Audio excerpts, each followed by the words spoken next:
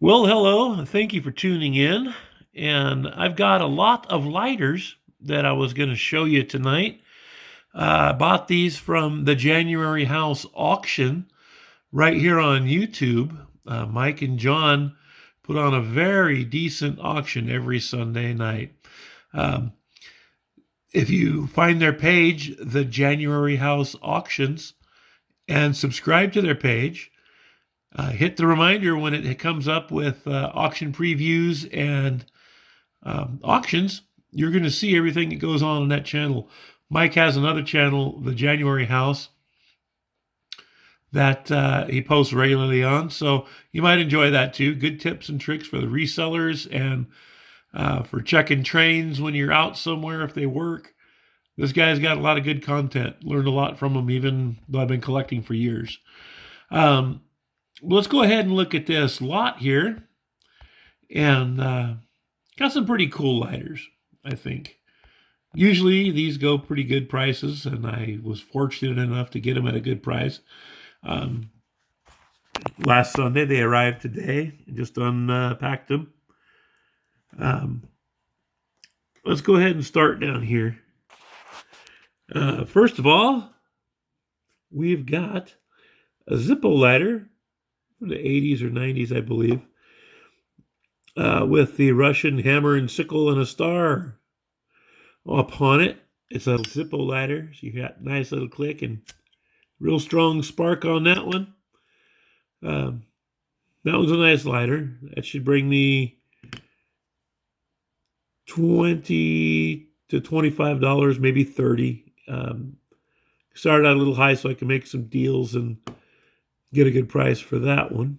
This one here was probably, I believe, these were made in about 1959 after Hawaii became the 50th state.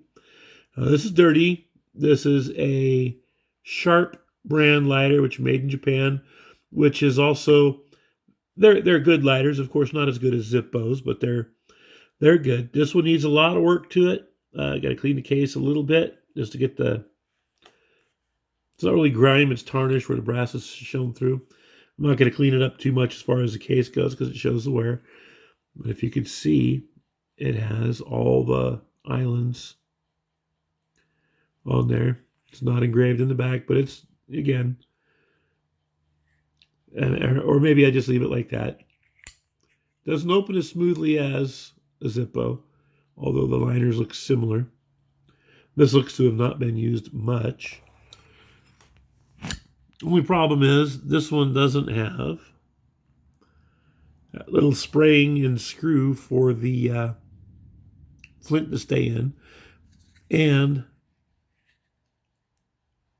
the wheel doesn't turn. But that's okay because I can fix that. I'll set that aside so I don't take too much more time. But that looks almost like a Zippo.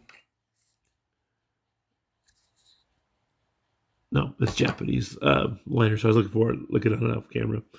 But that doesn't, like I said, I can fix quite a few things, and that is absolutely not a problem.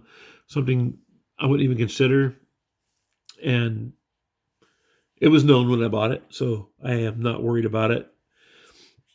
And here we have I can hardly read that. I forget what I found out, but it has the giant K on it. That's another Japanese model. That's 50s, 60s, probably 60s. That opens okay. And again, this has the same problem where, there we go. I just got it loose a little bit. What I'm going to do is I have ultrasonic cleaner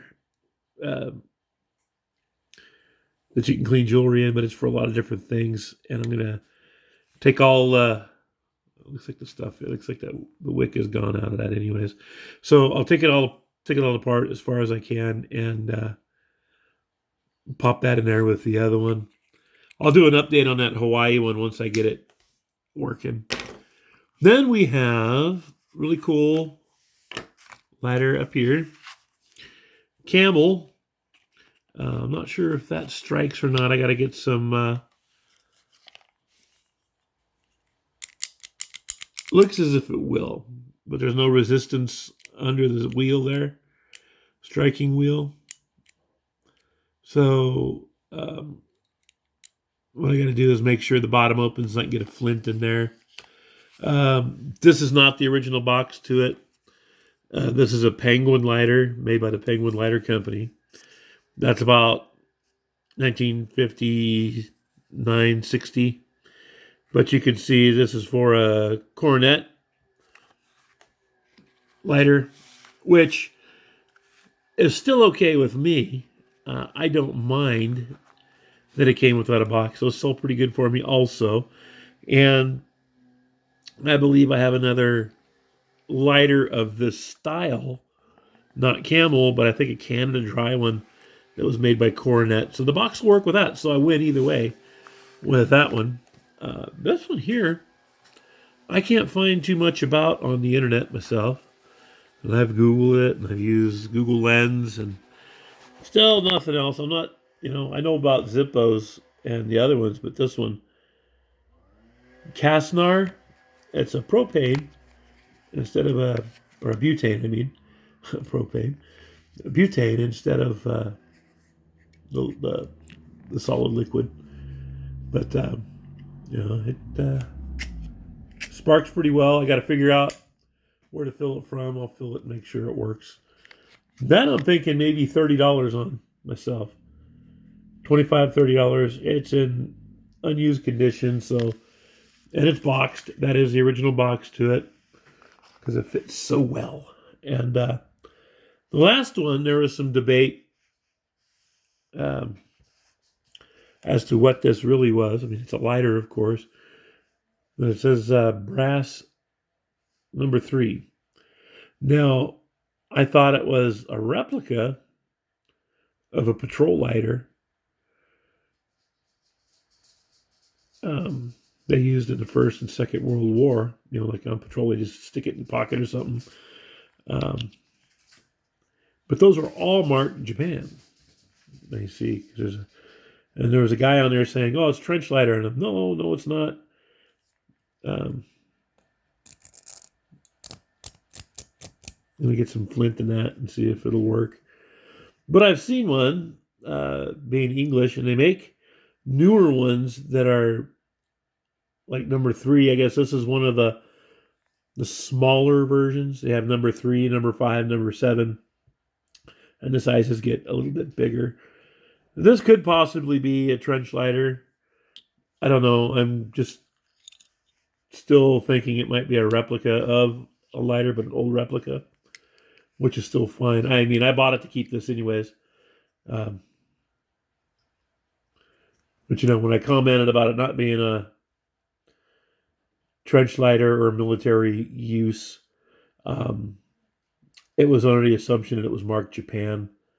So I wasn't out to defraud anybody. And I paid what was going, and I had bidders that could potentially bid against me that didn't. So I got it for the price that I went higher than one other person that always bids me up a little bit. But hey, that's part of the auction game. So I wasn't even upset about that. But, so not that much for the lot. It was a reasonable price. The one that I would have, if I would have seen that anywhere, I'd have bought it for the same price. But one thing, if this is honestly a trench lighter, and if I ever do sell it, which I most likely won't, but if I do and I still, active online, well, I'll send Mike and John some money if I ever sell it. Because it's not worth a ton, but that's just the way I work. I'm not going to cheat anybody or want them to feel cheated. I know they don't, and they're okay with people making money off of stuff they buy from them. And that's what I'm going to do with most of these.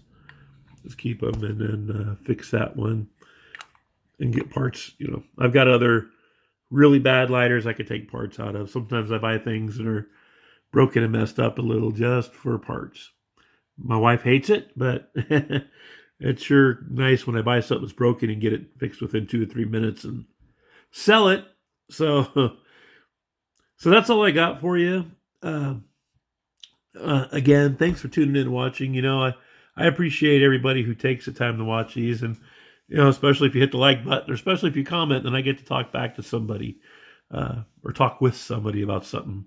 So, if you have any questions or anything you might want to purchase in later videos, shout out to me here at Estatesalesenterprises@gmail.com, or you can go to Facebook and follow Bear Flag Mercantile there, and you can send me an instant message. And I always have my phone, and I'm always able to answer right away.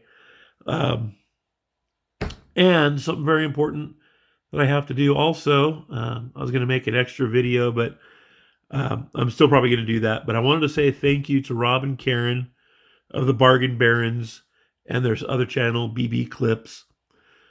If you don't subscribe to them yet, please go and do so. They go on some awesome adventures in picking in Saskatchewan, Canada, and they find some amazing things that we can't find in the States here. Really good people. They'll answer questions, and they actually respond to you when you post on their sites with comments. And they're on Facebook also. But what they did is they allowed me to send them a video outlining my channel just a little bit. And I did, and it looks like I've picked up a few extra subscribers. Not just a few, a lot. Let me tell you, I was down in the 40s there when before the video hit. And to do that for someone just says a lot about a person.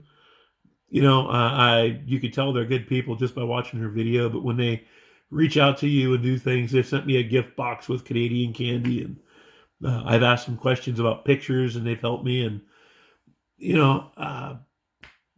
I just can't say enough good things about them. They're just such great people. And if you've come over from their channel, I know you're great people too. So are my other subscribers. But everyone's great here on Bear Flag Mercantile. And just a very sincere thank you for subscribing. I don't take it lightly when people give up time to watch something you produce. My videos will get better. I'm still practicing with editing software, and eventually they're going to get better. So if you stick with me, you'll see some good stuff coming. I do have a lot of other antiques and collectibles and militaria that I'm going to be showing off soon, native items in videos, and they'll be more informative as I complete the research on each of them. So thank you again for watching and subscribing. And if you like the video, please hit like. And check out Mike and John on the January House auctions. But please be sure and check out the Bargain Barons. And subscribe and like their video content. Always good. All right. Thank you. Everyone be safe, and we'll see you on down the road.